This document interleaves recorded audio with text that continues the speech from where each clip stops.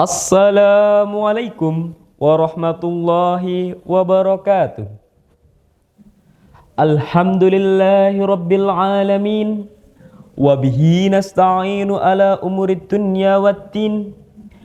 Asyhadu an la ilaha illallah wa asyhadu anna Muhammadan abduhu wa rasuluh.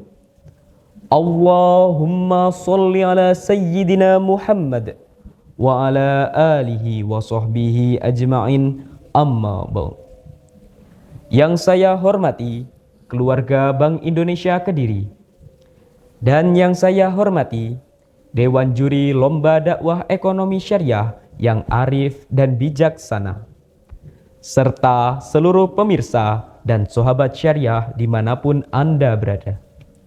Semoga keberkahan senantiasa melingkupi kita semua. Amin, amin, ya rabbal alamin.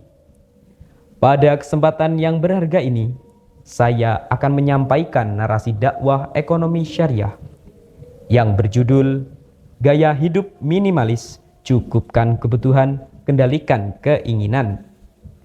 Beli jersey di Argentina, langsung ikut Piala Dunia. Syiar ekonomi syariah hadir untuk kita bersama.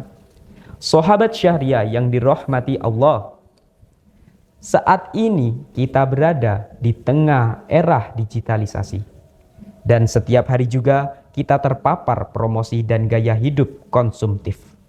Garis batas antara kebutuhan dan keinginan perlahan mulai mengabur. Tidak sedikit orang yang terjebak membeli barang yang sebenarnya tidak dibutuhkan, hanya demi menuruti gengsi dan pandangan manusia. Dampaknya dari semua itu benar-benar sangat nyata. Contohnya, utang konsumtif membengkak, stres finansial meningkat, hingga hilangnya ketenangan jiwa. Padahal jauh sebelum konsep minimalis living populer di dunia modern, Islam melalui prinsip ekonomi syariah telah mengajarkan tata kelola konsumsi yang bijak, rasional, dan seimbang. Dalam perspektif ekonomi syariah juga, ulama terkemuka seperti Imam Al-Ghazali dan Asy-Syatibi merumuskan 3 tingkatan kebutuhan melalui maqasid al-syariah. 1.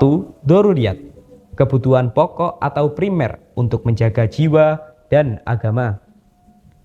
2. Hajiyat, kebutuhan sekunder untuk mempermudah aktivis hidup.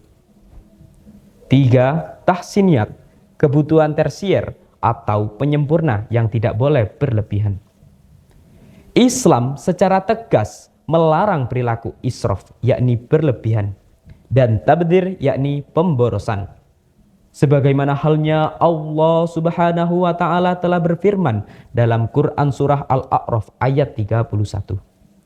A'udzu billahi minasyaitonir rajim. Bismillahirrahmanirrahim. Wa kulu washrabu wa la tusrifu innahu la yuhibbul musrifin.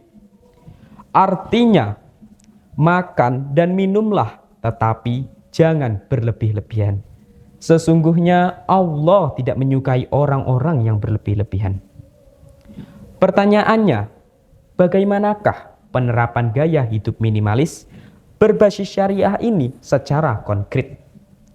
Pertama, mengatur keuangan berdasarkan prioritas. Saat menerima rezeki, dahulukan kewajiban zakat dan infak.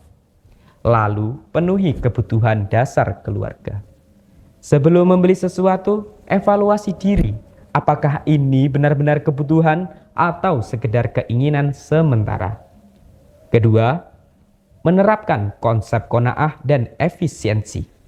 Maksimalkan fungsi barang yang kita miliki. Jika terdapat barang yang layak pakai yang tidak lagi digunakan, salurkan melalui sedekah atau zakat mal. Karena semua itu tujuannya tidak hanya untuk merapihkan tempat tinggal, tetapi juga memberi manfaat bagi orang lain yang benar-benar membutuhkan. Ketiga, menghindari utang konsumtif. Jangan memaksakan gaya hidup di luar batas kemampuan dengan mengambil utang yang tidak perlu.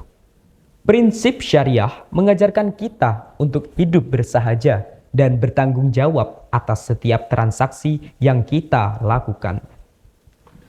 Dewan juri yang bijaksana dan sahabat syariah yang berbahagia. Gaya hidup minimalis berbasis syariah bukanlah untuk membatasi kenikmatan hidup, melainkan untuk membebaskan jiwa dari perbudakan materi. Dengan mencukupkan kebutuhan dan menahan keinginan, kita akan meraih ketenangan, serta memiliki kelapangan harta untuk berbagi. Duduk-duduk ramai-ramai, mari dengarkanlah pantun. Mulai dari sekarang harus sopan dan santun. Dari mana datangnya ilmu? Dari Allah setiap hari. Dari mana datangnya maju? Dari rajin belajar diri. Pulau Jawa, Pulau Papua, juga rakyat se-Indonesia. Ekonomi syariah telah ada, mari amalkan bersama.